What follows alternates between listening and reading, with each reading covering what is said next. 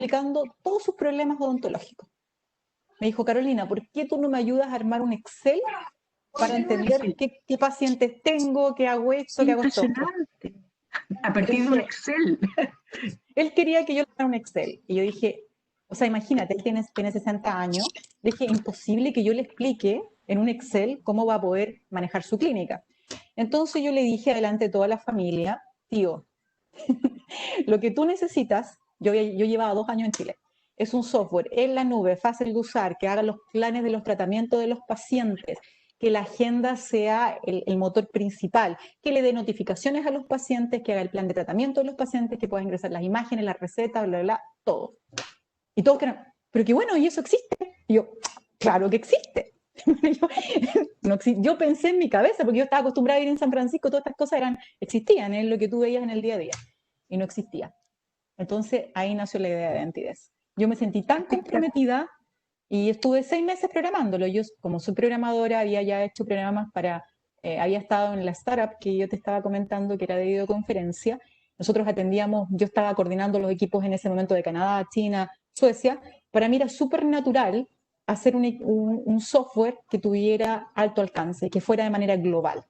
Entonces, cuando a mí me dicen, ¿en qué momento tú te decidiste hacer esto global? La verdad es como yo había tenido, de alguna forma, había crecido mi carrera en el ADN de lo que era emprendimiento a través de un venture capital. Todas esas cosas estaban súper interiorizadas en mí cuando yo tenía 20 años. Entonces, fue bastante fácil o fue bastante a mí imaginárselo de esa manera haciendo. ¿Y tu familia tenía vinculación con la ingeniería o con...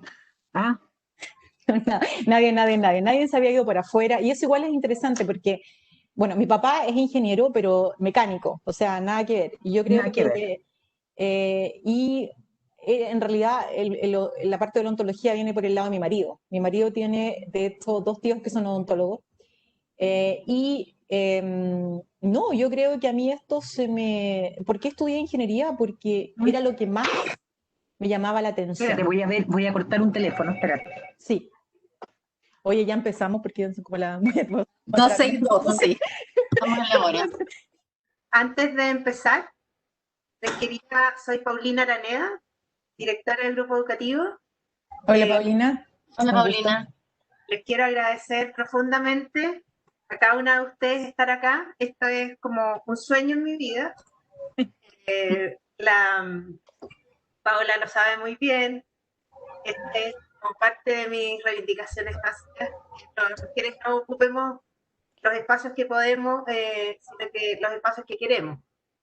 Y creo que ustedes expresan muy nítidamente eso también desde los distintos ámbitos. Yo trabajo en educación, estoy empeñada en generar espacios que tengan que ver con justicia social y me parece que paradójicamente eso en este país todavía no es, y en muchas partes del mundo por lo demás, no es tan así porque hablamos de los temas que tienen que ver con la incorporación, con la inclusión, con la justicia frente a las mujeres, pero sin embargo cuando se toman las decisiones, yo siempre tengo la sensación de que terminan las reuniones y quedamos afuera una vez más.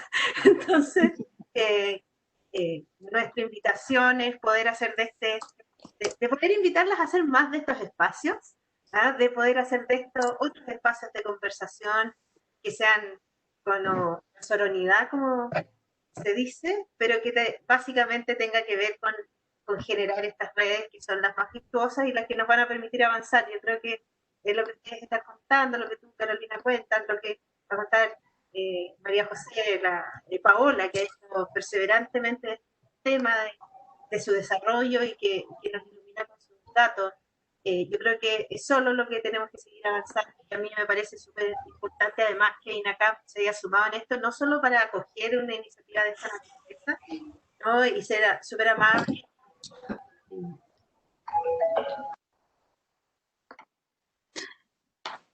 Paulina, no se te escucha. No te escuchas, Paulina. ¿Ahí me escuchan? Ahí sí. Ahora sí. No, solo finalmente quería como agradecerles nomás e invitarlas a que sigamos construyendo e inventando otros espacios como este. Grupo Educativo es un espacio que está soñado y fue desde sus inicios como un espacio que pudiera acoger iniciativas y conversaciones que busquen esto, la equidad, la justicia social, ver un mejor país al final. Así que, Gracias, Paulina. súper gracias a cada una de ustedes, nada más. Estoy solo con este silencio porque solo las voy a escuchar. Gracias. ¿Me escuchan a mí? ¿Sí? Bueno, para mí es un tremendo orgullo esta invitación que me formulara Paulina inicialmente y la Vivi, y me acompañaran, digamos, a prepararme para este conversatorio y decirles que estar con ustedes tres, Paola, María José, Carolina, es un tremendo desafío personal para mí y sin duda de un enriquecimiento, así que muchísimas gracias.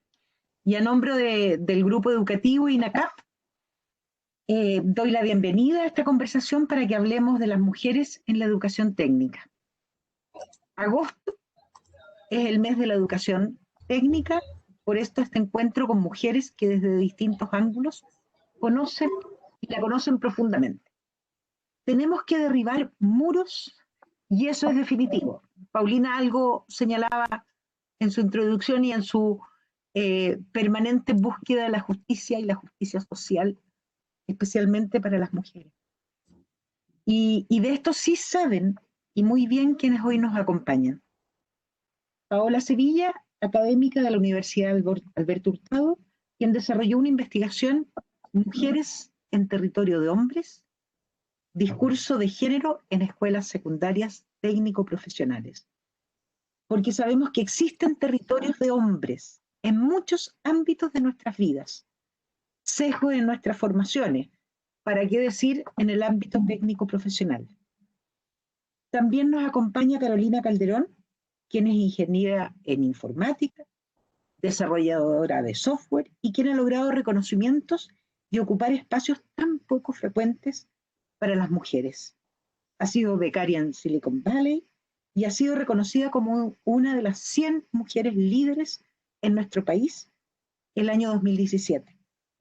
Y también conversaremos con la profesora de INACAP, María José Vargas, y subdirectora de Patrimonio y Cultura del Centro de Innovación de INACAP, quien enriquecerá esta conversación desde la experiencia de formar a mujeres en el ámbito de la educación técnica profesional, abordando también los currículums formativos y cuán cierto son los sesgos en esta formación profesional.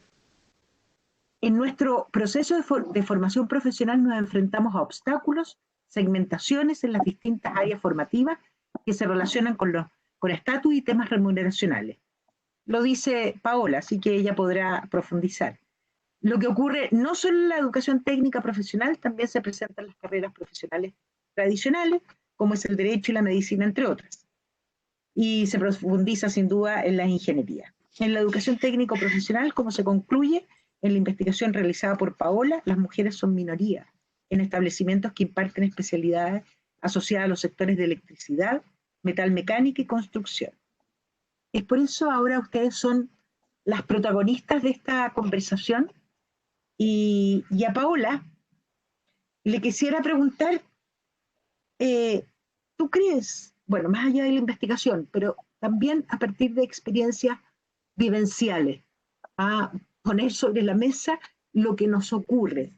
¿Existen en la educación territorios de hombres y para hombres?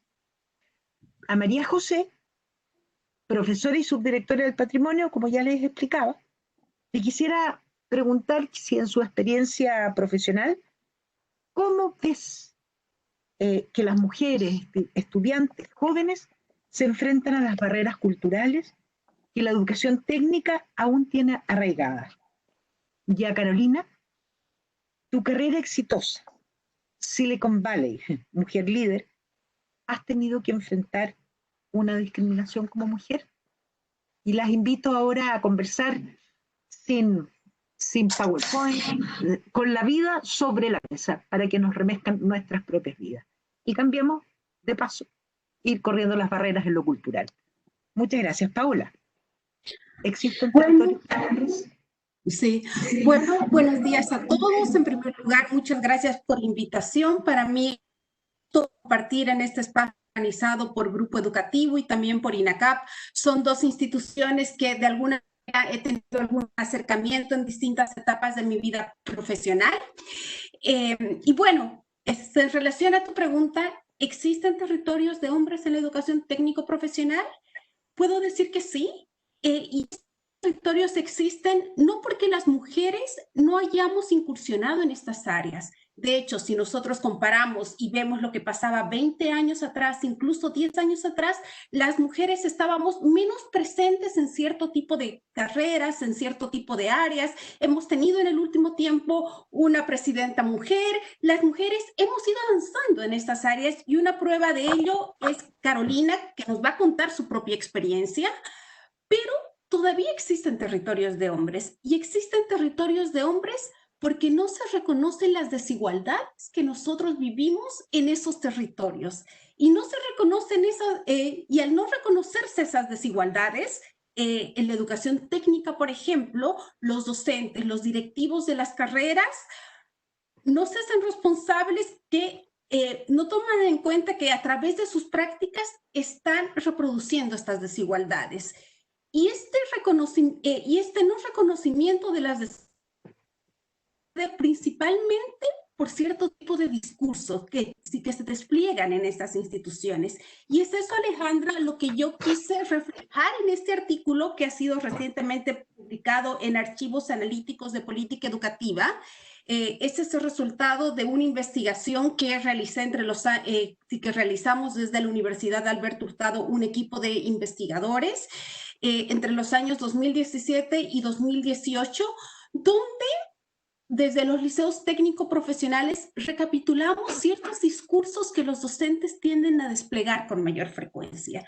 Y estos discursos, de cierta manera, lo que hacían era invisibilizar nuestras diferencias, naturalizarlas o simplemente decir que sí existen, pero que estaban fuera del espacio educativo. Y con estos tres tipos de discurso, lo que de cierta manera esta investigación concluye es que es difícil avanzar en equidad de género dentro de los establecimientos, porque el primer paso es reconocer que las mujeres enfrentamos diferencias.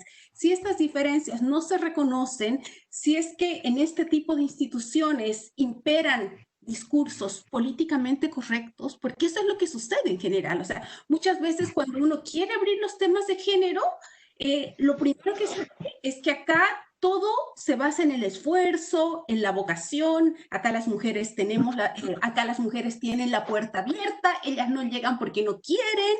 Entonces son discursos que hacen que no se vean los sesgos de género que pueden estar pasando en distintas instituciones. Y estos discursos, acá voy a extenderme un poquito, y estos discursos son comunes en los liceos técnicos, en la enseñanza secundaria, pero son mucho más comunes en la educación técnica de nivel superior, que es otro estudio que estoy realizando. En general, no hay reconocimiento de las diferencias. Todo es en base a la meritocracia, a nuestro esfuerzo. Y por el contrario, existen un segundo tipo de discursos que nosotros hemos llamado los discursos de posiciones binarias, que lo que hacen es colocar ciertas cualidades en las mujeres. Y al colocarnos ciertas cualidades en las mujeres, esas cualidades van y se ensalzan. Y esto es lo que se conoce en la literatura. No sé si lo han escuchado hablar, pero a mí es el principal concepto que me quedó. Yo no soy experta en género. Yo he llegado a género por la educación técnica. Este concepto es el de sexismo benevolente. ¿Y qué quiere decir el sexismo benevolente? El sexismo benevolente es aquel que dice que nosotros las mujeres somos maravillosas, pero somos débiles. Se exaltan en nuestras cualidades. Y al exaltar esas cualidades ancladas en lo biológico, de cierta manera nos limitan ciertas tareas y reducen las oportunidades de aprendizaje. Y este tipo de discurso es muy común en los liceos de educación técnica. Entonces las mujeres han llegado, han calmado el ambiente. Van a ver, hay muchas citas en este estudio, pero una de ellas es, y la que se replica más, es que las mujeres tienen una motricidad fina excelente. Seguramente en muchas carreras técnicas lo han escuchado. Las mujeres saben hacer eso, pero al darnos este tipo de cualidades nos sacan de otro tipo de actividades y nuestras oportunidades de aprendizaje se reducen. Entonces, este es el segundo tipo de discurso que encontramos presente en los liceos técnicos. Y el tercero, y con esto termino esta primera intervención, es aquel discurso que reconoce que nosotros tenemos diferencias. Y este discurso es generalmente desplegado por mujeres que tienen, por mujeres docentes o por mujeres directivas. Y esto nos lleva a pensar a que el reconocimiento de las desigualdades depende de la posición del espectador. Entonces, un espectador hombre no va a reconocer sus privilegios y por ende no va a reconocer las desigualdades. En cambio, una mujer sí.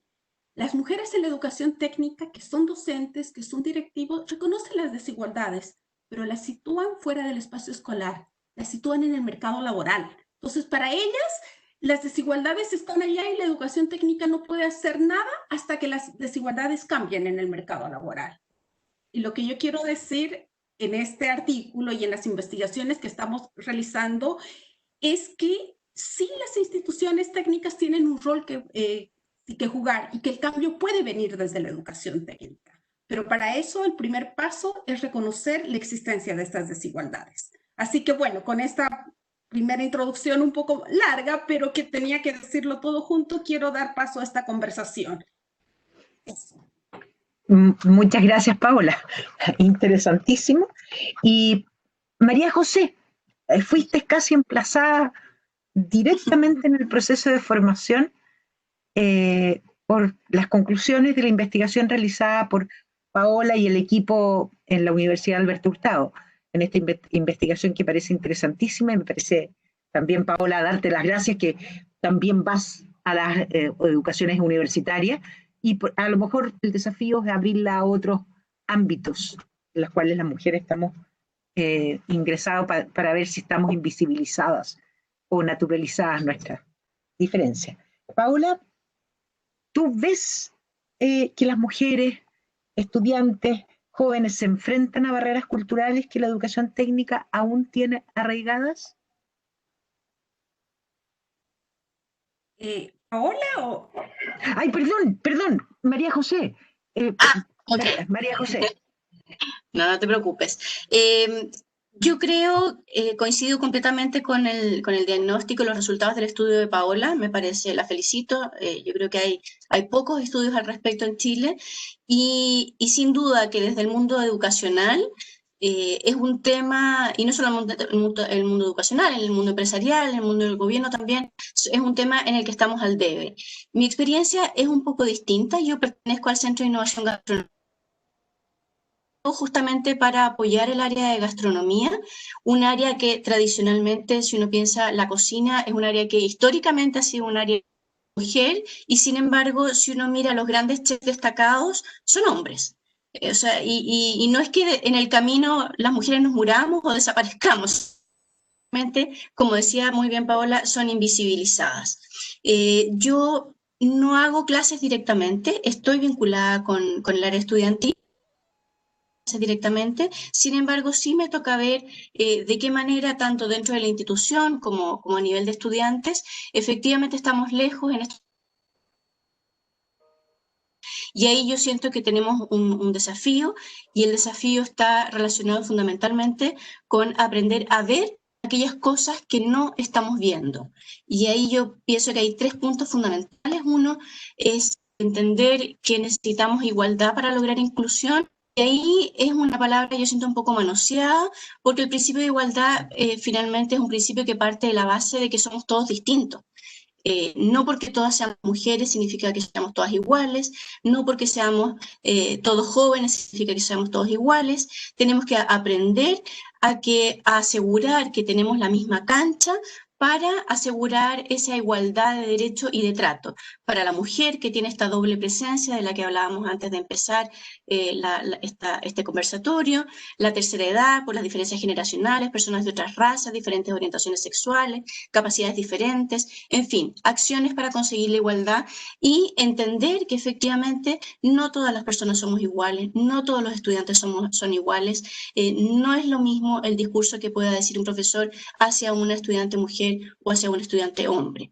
Y el segundo punto que yo creo que tampoco vemos es este techo de cristal del que se habla tantas veces, y es que dicen, no, si todas las mujeres tenemos las mismas oportunidades, o como muy bien decía Paola en su estudio, que habían docentes que decían, no, si las mujeres tienen libertad para ingresar a la carrera que quieren. Y la verdad es que no va por ahí, no es que la mujer no quiera postular, o no, si aquí en esta institución uno puede acceder al cargo que quiera, y tú observas dentro de INACAP que en la práctica nadie te impide, pero de 27 sedes que tenemos, solamente 6 de las vicerrectorías corresponden a mujeres. Y no me cabe ninguna duda que hay mujeres que sí quieren ocupar esos espacios. En este techo de cristal también hay que reconocer que las mujeres tenemos un 30% menos de renta, eso es objetivo. Casi no existe la corresponsabilidad doméstica y de cuidado, lo que lleva a que todas las mujeres finalmente pasemos 3 horas más que los hombres al día dedicadas al cuidado de las personas que lo necesitan, ya sean niños, personas mayores, enfermos, etcétera. En esta misma línea existe un sesgo inconsciente, que era lo que tú también habías mencionado, Alejandra, como no, si las mujeres son muy emocionales, contratar a una mujer es caro, no, si la verdad que ella prefiere estar con sus hijos, eso es lo que ella quiere, y empiezan a tildarnos con una serie de frases o de estereotipos que no son más que eso, son estereotipos. Y finalmente yo creo que hay una serie de conceptos que suenan amenazantes, es decir, que solo por el hecho de mencionarse generan algún tipo de rechazo o algún tipo de molestia. Conceptos que son relacionados a posturas radicales, a violencia, y que en la práctica no son más que eso, un concepto. Cuando uno habla, por ejemplo, de derechos humanos, hay muchas personas que rápidamente saltan diciendo, no, esto no tiene nada que ver con derechos humanos, ¿por qué te metes ahí? Cuando uno habla de feminismo, lo mismo, y sin darnos cuenta que finalmente los derechos humanos no es nada más que un acuerdo mundial después de la Segunda Guerra Mundial y que está basado en los principios de una persona cristiana, o sea, que son finalmente valores. Con esto lo que quiero decir que yo creo que aceptando el estudio y estando completamente de acuerdo con lo que planteaba Paola, yo creo que se abre una oportunidad gigantesca dentro de las instituciones, donde sí efectivamente existe el sesgo, y es un sesgo desgraciadamente inconsciente, donde el desafío está en abrir esa ventana para que las personas aprendamos a ver lo que no estamos viendo. Yo, sin ir más lejos, organicé hace un tiempo atrás un seminario y no me di cuenta que el primer panel que organicé solo eran hombres. Y cuando terminé, yo moderé el panel y dije, pero ¿cómo es posible? Yo misma lo organicé y fueron solamente hombres, nunca me planteé. Es decir, yo misma no vi lo que era evidente de ver. Muchas gracias, María José. Hallo maravilloso tu testimonio, en términos de aprender a ver lo que no hemos sido capaces de ver por décadas. Carolina, en el estudio, la dimensión académica y experiencial de María José, estudio de Paola, tú eres claramente una mujer exitosa, sin duda. Más allá de los reconocimientos, lo eres y te paras desde lo que ha sido tu vida. Mujer líder, ¿cuántas de nosotras miramos el diario El Mercurio para ver quiénes están, quiénes no están, cómo es en este reconocimiento?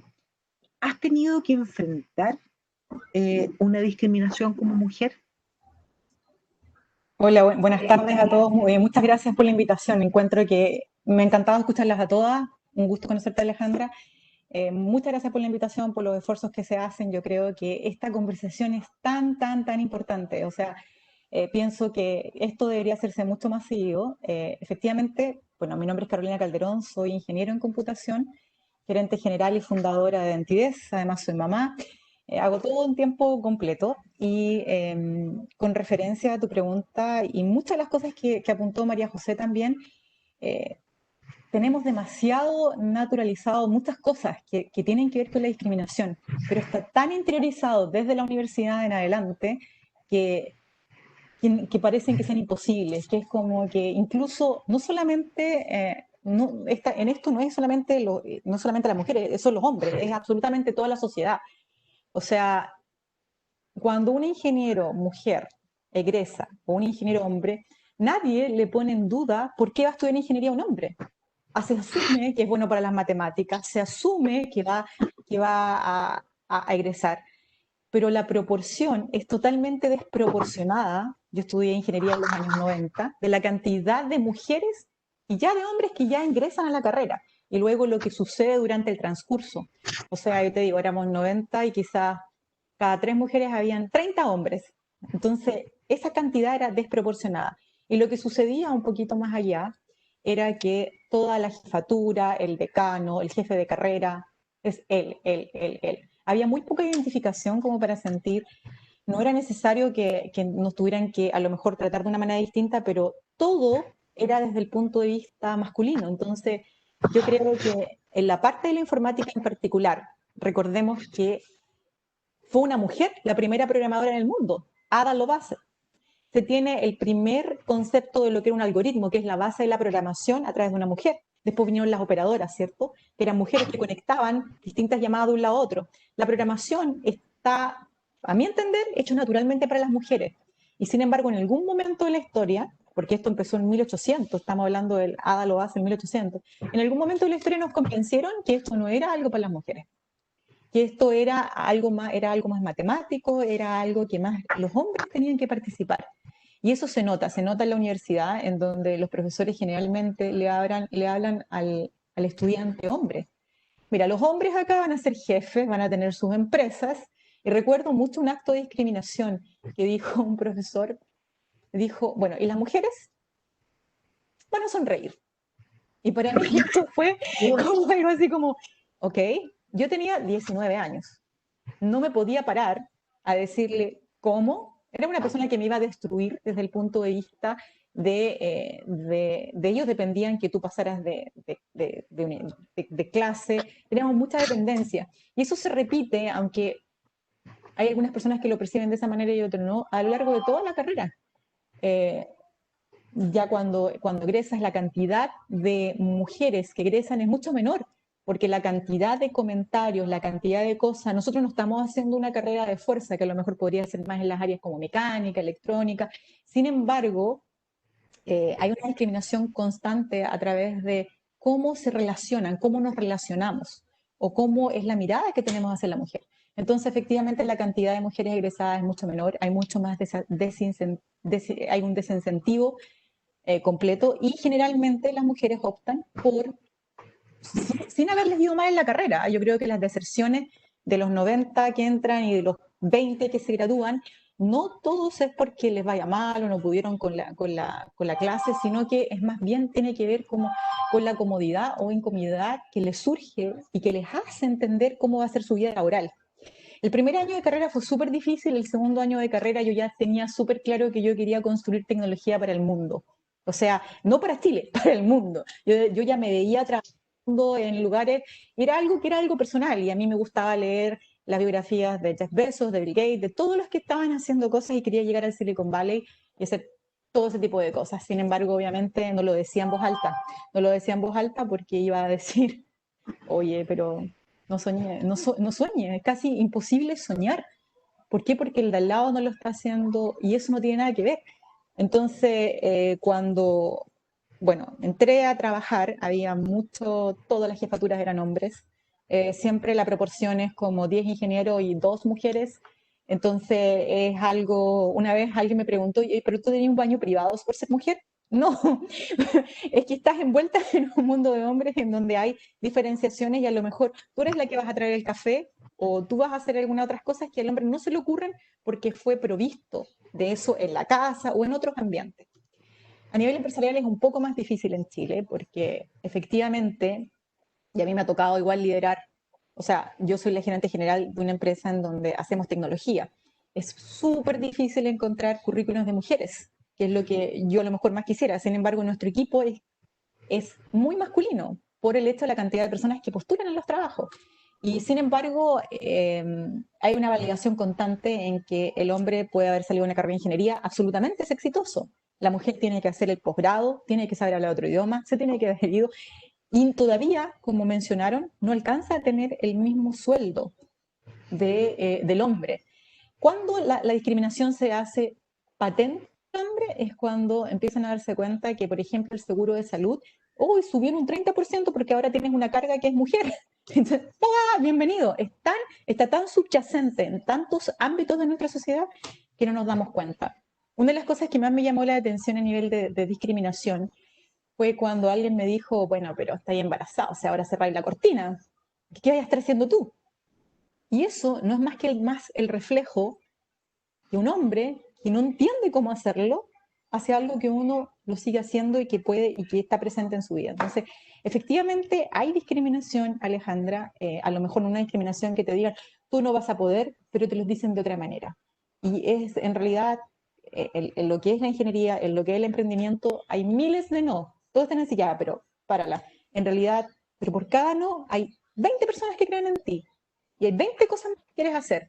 Y eso es lo que te hace ir como seguir funcionando. Y si las mujeres entendieran que naturalmente tenemos la mente para hacer software, porque sabemos pensar en el big picture o en el cuadro grande y además en el detalle, y tenemos la capacidad de comunicar ideas fuertes a los equipos, si nos diéramos cuenta y si nos dijeran eso más seguido, más que si eres buena para las matemáticas o lo que es, tendríamos muchas más personas que podrían estar dirigiendo empresas y hoy día es como un delito para mí que las mujeres se queden sin una participación activa en cualquier ciencia, tecnología, matemáticas en esta era. No podemos dejar como las decisiones del siglo solamente o en tecnología a manos de los hombres.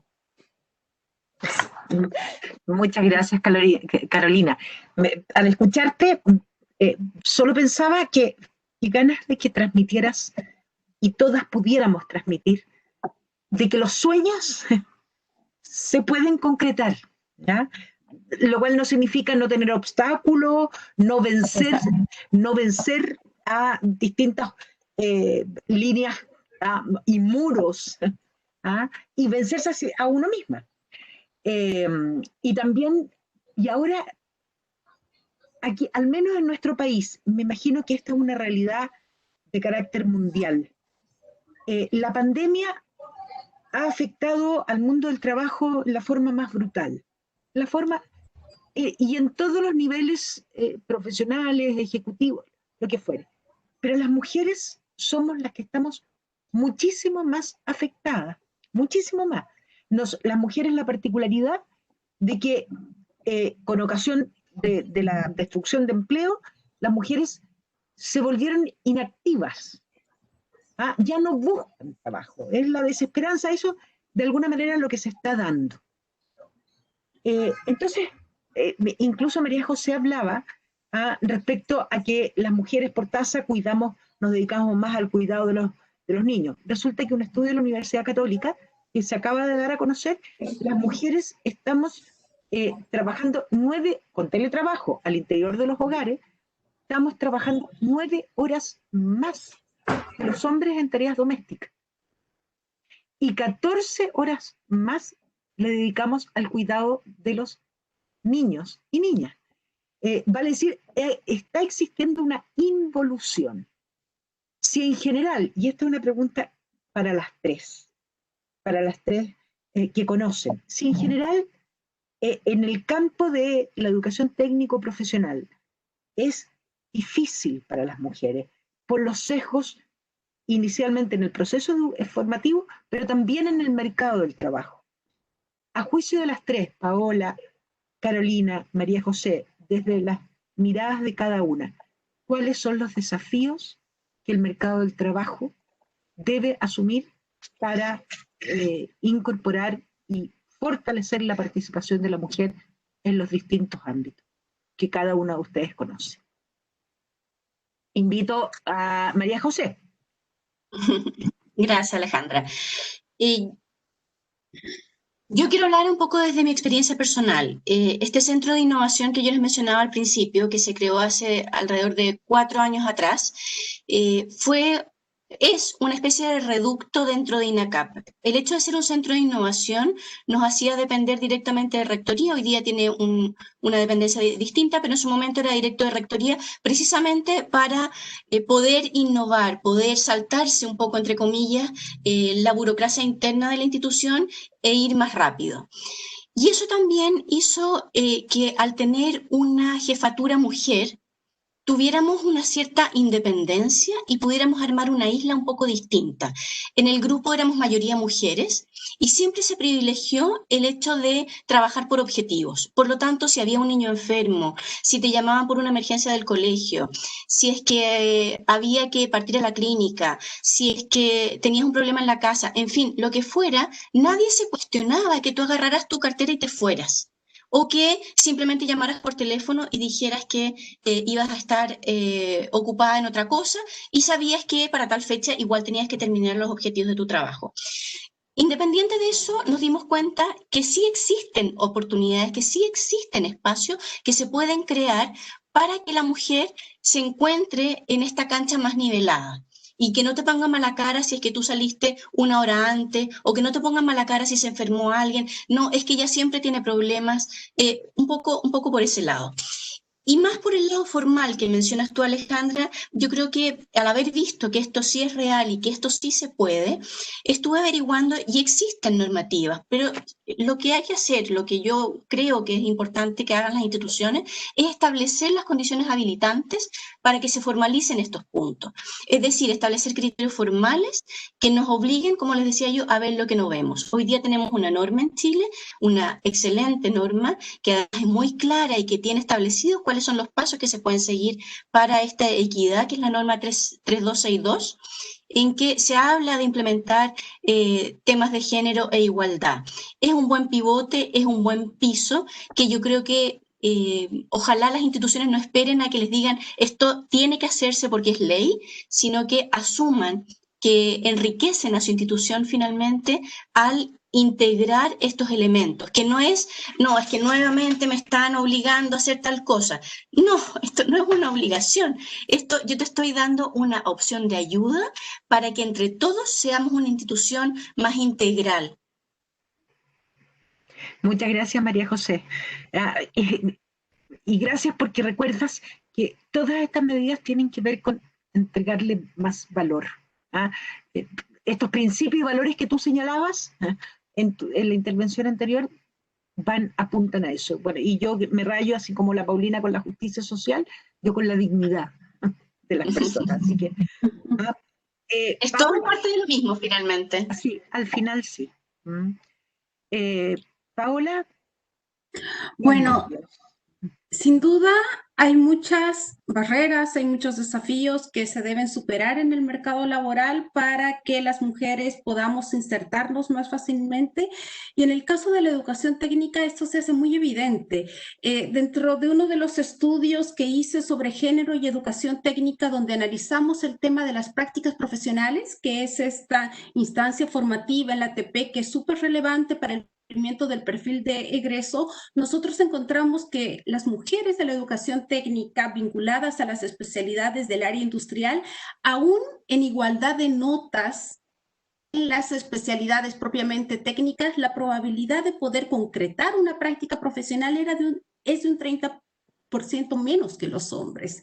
Y eso de cierta manera se debe porque a los liceos les cuesta encontrar más lugares de práctica para las estudiantes mujeres, o en caso de encontrar esos lugares de práctica, muchos de las labores que las mujeres realizan en las empresas no se relacionan directamente con su perfil de egreso y por tanto no contribuyen. Y ahí es lo que de cierta manera Carolina hizo ver los grandes los porcentajes de retención que son mayores en las carreras porque visualizan este problema en el mercado laboral.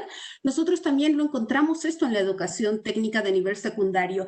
Y de hecho, ese fue el dato que me llevó a incursionar en este ámbito, porque al ver cuáles son los porcentajes de continuidad de estudio en la misma especialidad. Cuando tú estudiabas el área industrial, veías que de aquellos hombres que continúan en la educación superior, el 80% se iban a carreras de ingeniería que estaban asociadas a su especialidad previa. Pero en el caso de las mujeres, era el 20%. Entonces, esta diferencia de 80-20 me hizo ver de que algo estaba pasando en la educación técnica de nivel secundario en la rama industrial que hacía que las mujeres rompieran esa trayectoria educativa. Y uno de esos problemas y uno de esos nudos es las prácticas profesionales, son las prácticas profesionales. Y eso te deja ver sobre las barreras que están presentes en el mercado laboral. Estas barreras pueden ser legales, pueden ser culturales, pueden ser de infraestructura. Y esto nos llevó como Universidad Alberto Hurtado y como equipo de investigación a iniciar un segundo estudio, y un segundo estudio que hoy lo estamos haciendo, y yo creo que cuando lo concluya te voy a poder contar con mayor propiedad, o te voy a poder responder con más propiedad esta pregunta: ¿cuáles son las barreras? Nosotros ahora estamos haciendo entrevistas en liceos, en empresas que trabajan con liceos secundarios, para ver cuáles son las barreras para la realización de prácticas laborales de las mujeres y para futuras contrataciones. Y lo estamos viendo también en la educación técnica de nivel superior, donde en muchas carreras las mujeres también tienen que hacer las prácticas. Y estamos indagando, estamos en terreno. Tengo 2 entrevistas realizadas de 90 y tantas, así que espero en un futuro cercano poder contarte y darte con evidencia sistemática, más allá que con impresiones, cuáles son las barreras, cuáles son los temores. Y hay muchas cosas que uno necesita entender en las empresas, porque uno necesita entender cuáles son sus temores para no incorporar a mujeres. Estas son cosas anecdóticas que no puedo decir que están generalizadas, pero por ejemplo en la especialidad de telecomunicaciones, donde una de las labores es ir a revisar los postes de luz, nos contaban de que los trabajadores de las empresas tenían mucho rollo de llevar estudiantes practicantes mujeres, porque significaban viajes en camionetas y que ellos los aproblemaban. Entonces es importante también conocer cuáles son esos sus temores para luego incorporar cómo uno apoya a las empresas para que puedan ayudar. O sea, yo creo de que a las empresas no hay que colocarles en el malo de la película, sino hay que ver cómo apoyamos para que puedan incorporar a más mujeres, y en especial de la educación técnica, donde las labores son distintas a las labores de gerencia, por ejemplo. Eso.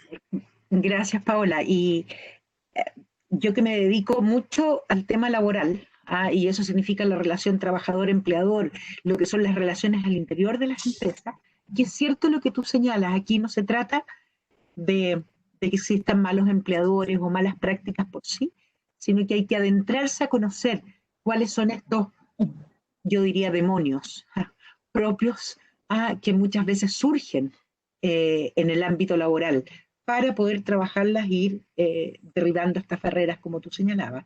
Y el estudio me parece un tremendo aporte para abordar las inequidades persistentes en un país como el nuestro. Bueno, este estudio lo estamos realizando y tiene un nombre súper bonito, se llama Abriendo Caminos, y creemos que las prácticas profesionales técnicas es un modo de abrir los caminos para las mujeres. Así que bueno, estamos acá con INACAP, tengo entrevistas por hacer en INACAP y espero que me puedan apoyar en esto, porque es muy fácil entrar a las instituciones, y más a las instituciones grandes. Por supuesto, cuenta con nosotros, Paola. Carolina. Mira, yo les voy a hablar un poquito desde el punto de vista ahora del empleador, porque obviamente yo ahora manejo una empresa. Desde el punto de vista, cambia mucho, efectivamente mucho, y es un poquito la pregunta que ustedes tienen de cómo hacerlo, ¿cierto? A mí me tocó muchos años de mi carrera desarrollarme fuera de Chile, entonces tenía súper clara la forma de trabajo que quería lograr. Trabajé con equipos de alto rendimiento, en donde todo era por objetivo, ni siquiera teníamos que ir a la oficina todos los días. Entonces esto era lo que era autodisciplina y todo eso, son sociedades que ya estaban preparadas por muchos años antes para hacer esto. No es tan novedoso, o sea, a nivel tampoco de educación remota, aquí ya están extremadamente preparados. Sin embargo, en Chile todavía tenemos muchos pasos que dar para llegar a eso. cuando yo decido crear empresa, no solamente decido crear un producto que genere valor a la sociedad, también veo la responsabilidad que tengo para crear un equipo de personas en donde podamos trabajar de la mejor forma posible. Nosotros tenemos dentro del equipo una diseñadora que tiene 2 bebés, que ella está todo el tiempo en la casa. Damos todas las facilidades para que sea, porque es nuestra misma vida. Nosotros no podemos hacer incompatible nuestra vida con el quehacer del trabajo. Los papás que tenemos, si bien tenemos hombres en el equipo, pero son papás, todos tienen que ir a vacunar a las niñas, tienen que hacer cosas, entonces eso nunca ha sido un impedimento para que ellos no logren realizar su trabajo. Lo que yo aprendí y lo que absorbí es exactamente la forma en que yo quiero que el equipo también sea tratado. Entonces, para mí es una responsabilidad enorme ser un facilitador para eso. Si hoy día nosotros hacemos algo súper difícil desde el punto de vista que atendemos clientes, tenemos presencia en 18 países, es un software de administración en la nube, en donde estamos siempre estamos atendiendo a clientes, siempre tenemos que tener un servicio arriba, siempre tenemos que hacer muchas cosas que son complejas y tenemos que buscar soluciones en el momento para problemas que a lo mejor no están previstos. Entonces, para mí, dar un ambiente facilitador dentro de la empresa es algo primordial. Yo creo que la mayoría de las veces sí se puede, no sé si siempre en todas las áreas, en el área de nosotros sí se puede que las mamás trabajen con los hijos en la casa, sí se puede que los papás trabajen con los hijos en la casa. Entonces, creo que sí hay barreras, pero creo que también tiene mucho que ver con la visión de empresarial o visión estratégica que tenga la persona que está guiando esto para que sea posible. Es difícil porque cuando no lo has visto antes, no sabes cómo aplicarlo.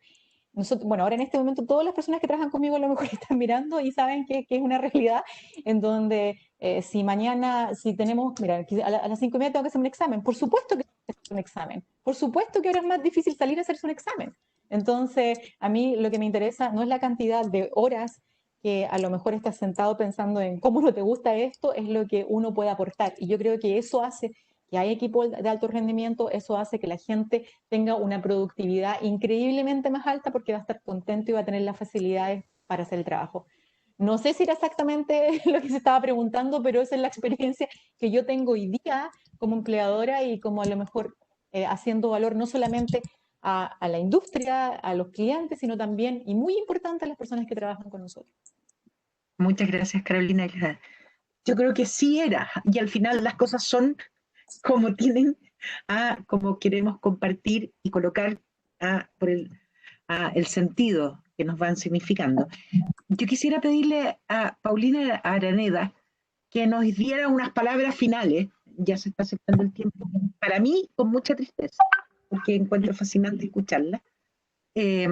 Paulina, me encantaría que dijeras unas palabras al término de este conversatorio. Y yo, de verdad, más que solo quiero agradecerles. Creo que quiero comentarles que mientras estaba sucediendo esta conversación he recibido muchos mensajes por WhatsApp de muchas mujeres que las están escuchando, han sido capaces de superar barreras tal como cada una de ustedes en sus espacios, y cuya invitación no es solo celebrar eso, sino que hacer de eso un espacio y una oportunidad de aprendizaje también. Hay muchas barreras todavía en este que ustedes hablaban también, de cómo se naturaliza, cómo es aberrante decir que se naturaliza, como bien decía Paola, en un espacio que se supone que es profundamente intencionado, como es la educación. Entonces, ¿qué estamos intencionando? La naturalización de una forma de estar en la sociedad. ¿Eh? Entonces, creo que ustedes son un fiel testimonio de cómo uno supera esas barreras. El punto es cómo hacemos que estas experiencias que ustedes tienen liderando procesos o haciéndose preguntas desde las organizaciones donde están, también pueda ser una posibilidad para todas otras niñas, ¿no? Y mujeres que no han tenido las condiciones para poder superar esas barreras, y que deje de ser sentido como una habilidad personal y pensemos que es un derecho, ¿no? Y que es un derecho para todas, ¿no? También quisiera como agradecerles esta oportunidad. Entiendo que tenemos que seguir perseverando con la pasión y la energía que cada una de ustedes nos deja, y también superar esta forma de ver educación y pensar que es un espacio de transformación. Solo así vamos a poder también resolver problemas de inequidad probablemente que afectan a casi la gran mayoría de las mujeres en este país y probablemente en muchos de los países de la región y del mundo también. Y finalmente quería como comentarles que yo pienso que si pensamos juntos, de manera, podemos actuar juntos. ¿Ah? Y actuar juntos tiene que ver para crear los futuros que queremos y que las mujeres tenemos derecho a ambicionar. Así que nada, creo solo decirles una vez más muchas gracias.